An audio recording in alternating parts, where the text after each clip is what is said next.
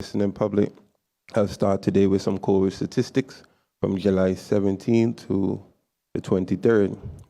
St. Martin has recorded 24 active cases, unfortunately 87 deaths, and 0 hospitalizations. The fact that we have 0 hospitalizations is a breath of fresh air. As I always state, even one is one too many.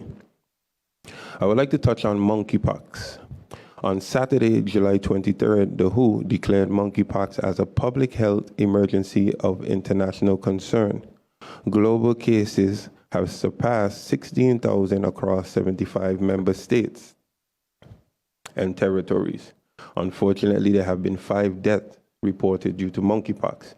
To date, there are no confirmed cases of monkeypox reported to CPS on St. Martin.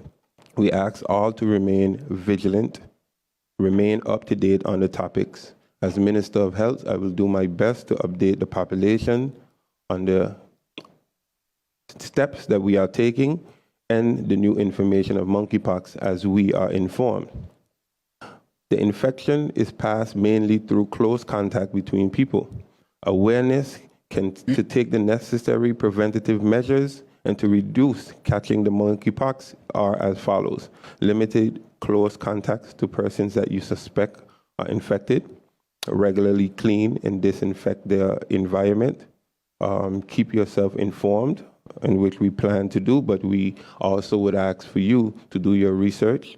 If you sneeze, cough, please take the necessary measures to protect yourself and others. Wash hands frequently. The airport health staff has also taken an informative session on monkeypox that was given by the epidemiologist at CPS. We also plan to do a refresher in this coming week. So that's another important point in which we have always said that a port health is to be established within St. Martin. We often too much focus on just the issues at hand and not the continuity of health care in St. Martin.